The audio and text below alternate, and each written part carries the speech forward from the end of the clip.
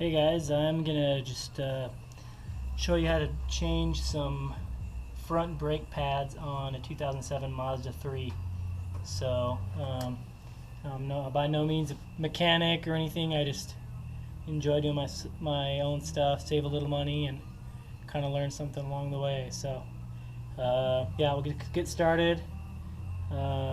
Basically, just want to break the lug nuts while the car's on the ground. Just gives you a little more stability. So just got the OEM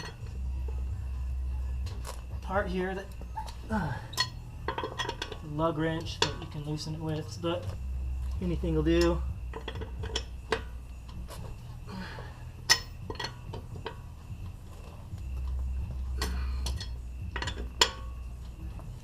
Alright, so now that was broke, gonna put a jack it up, and it's always a good idea to put the emergency brake on, or block the rear tires just in case, you never know. So I will be back in a second. Alright, got the jack underneath, and there's kind of a specific spot to put it, and yeah, these jacks and everything that comes with the car really aren't too bad. So I'm just gonna jack it up.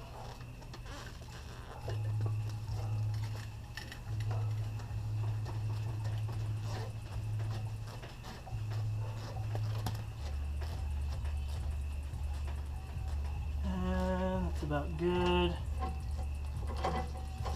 So just kind of give you a rundown of the parts we're probably going to need. Our flathead screwdriver, 7mm Allen key, bungee cord, and then just some grease. Grease the back side of the pads for so it just makes it smooth. Alright, got the wheel and tire off, so I cranked the wheel just so it's easy access back here. The first thing you want to do is just pop this spring off right here, and just be kind of careful. It can go flying if you're not careful.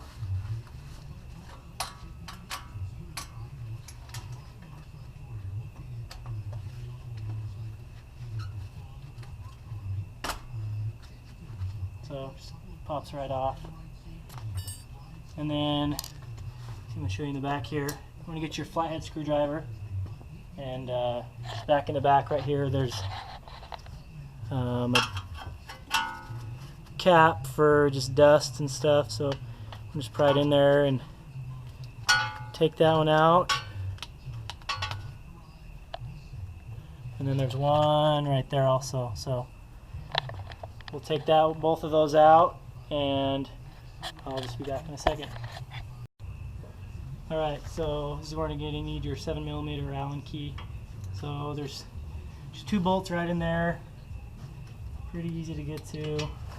And I already did the other side, and they were pretty easy to break.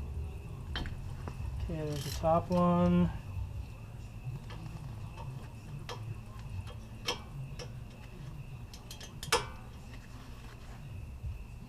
And there's the bottom one.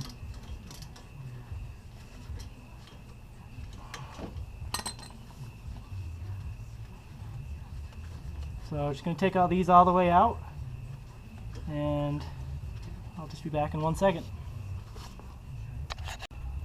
Okay, so I got those both loose, and this is where your flathead screwdriver is going to come in handy because they don't quite spin all the way out, so you're just going to want to help them out a little bit.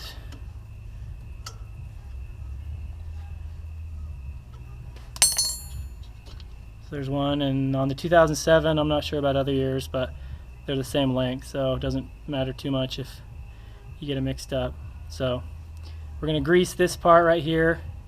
They're just made to kind of move a little bit with the car, so just make sure you don't get any grease on the threads. So I'll take the other one off, and we'll take the caliper off next. Alright, so I got those out, and we're just going to take this off, and it should be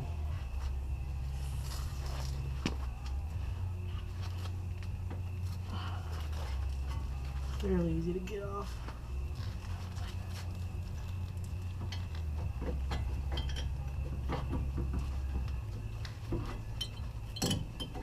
Okay, there we go, and the old brake pads, and you can kind of see there's really not too much left. And this is the outside brake pad, and the inside has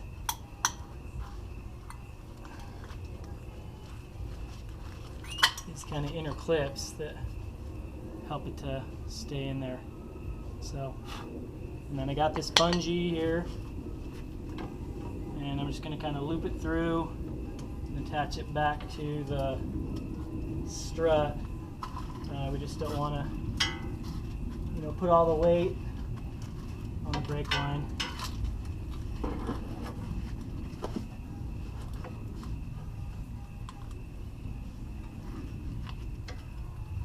So we'll just kind of hang it there. So as you can see, here's the old brake pads. Really not too much left. And here's the new ones. So I did a little research, and you know, just bought a medium grade. Didn't really sound like there was too big of a difference, just besides dust. So yeah, I'll show you how to put these in here in just 1 second. Alright, so I'm going to take one of the old brake pads here, and we need to push this piston back in, just because the new brake pads are going to have a lot more pad, and we're going to need a little more space. So what I like to do is just put the old pad on there, and then either with a twist C-clamp, or you know, this kind, just kind of fit it in there, and then just have that piston go back in, and do it pretty slow. You know, you don't want any problems with the brake fluid later on down the line.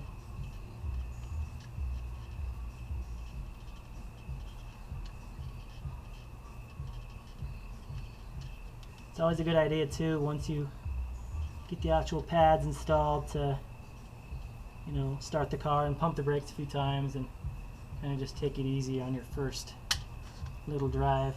So push it down in there pretty good. So we'll go ahead and install the new pads here in a second.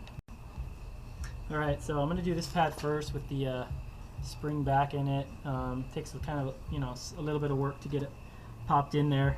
And I kind of made the mistake of greasing it on the first one and then trying to put it in. I'd probably recommend putting it in and then greasing it, just so you don't get your, you know, hands all dirty. And I did wipe, you know, down, try to get some dust and particles out of the way. If you have some compressed air, that'd probably be a good idea too.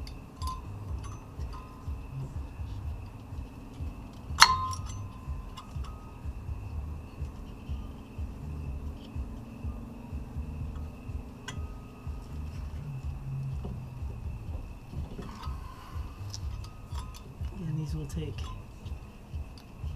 a little bit of time and some elbow grease to get popped back in there, and definitely some patience.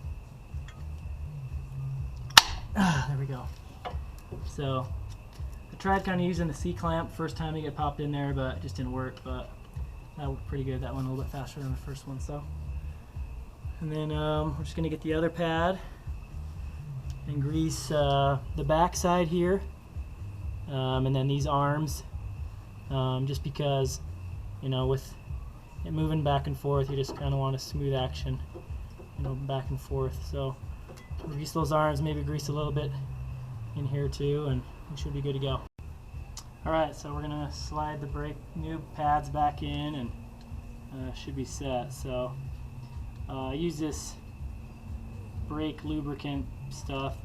The package just came with the brake, so figured I'd use it.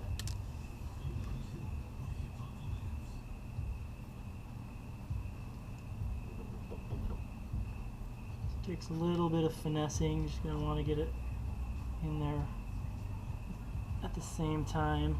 If it's torqued at all, it just won't go in.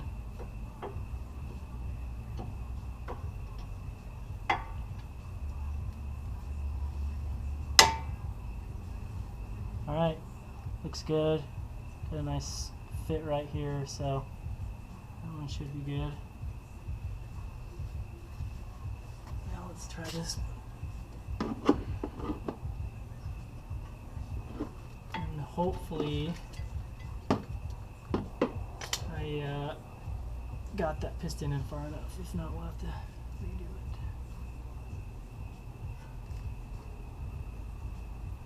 And I don't think I did. I don't think enough space there. So I'm gonna just have this piston going a little bit further, and then I'll be back. All right, so I got that piston in a little bit further, and let's see if it'll fit now. Okay, fit pretty good in there. So I want to make sure it's in there all the way, and just want to check, make sure that these bolts are going to line up in the holes to go back in. So we'll go ahead and screw those back in. Remember to lube the smooth shaft here. And I'm just trying to show you something real quick. I'm gonna, like I said, grease this up, but I kind of cleaned it up. You know, just try to get all the old dirt and grime off, just so you can have you know, smooth action back and forth. So again, just put these bolts back in.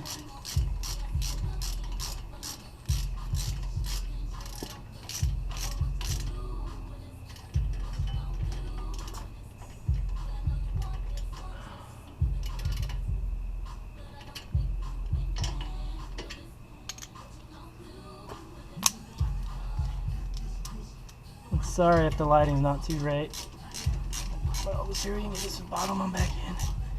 You want them pretty snug.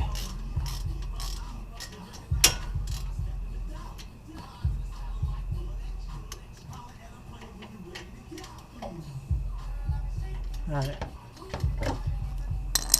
Now go back over here, and last thing we need to do is get that spring in. So right here, and it takes a little bit of finesse, but just want to put these in the hole. There's a hole for it on each, the top and bottom, and then this flap right here is supposed to go on the outside. So, and last time I just used the flathead screwdriver again.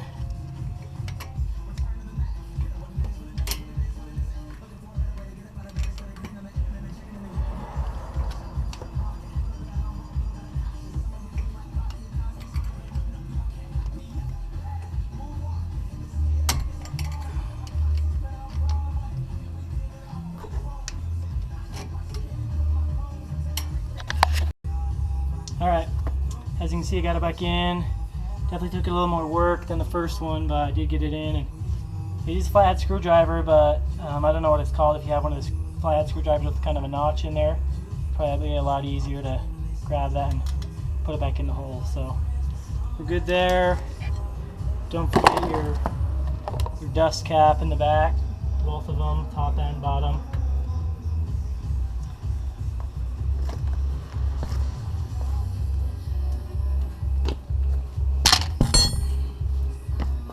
And I'm just going to put the wheel back on.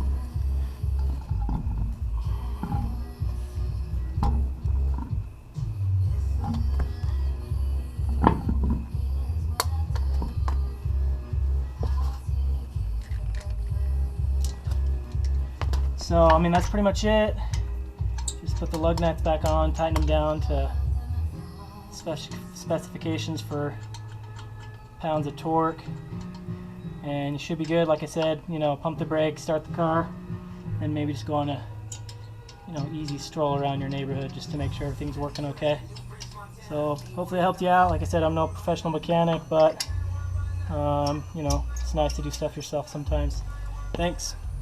Sorry, one last thing. When you're tightening the lug nuts, best to go on like an opposite pattern. So maybe do this one, then this one, then this one, then this one, then this one. So don't just go around in a circle. You want to try to get even pressure on all the lug nuts.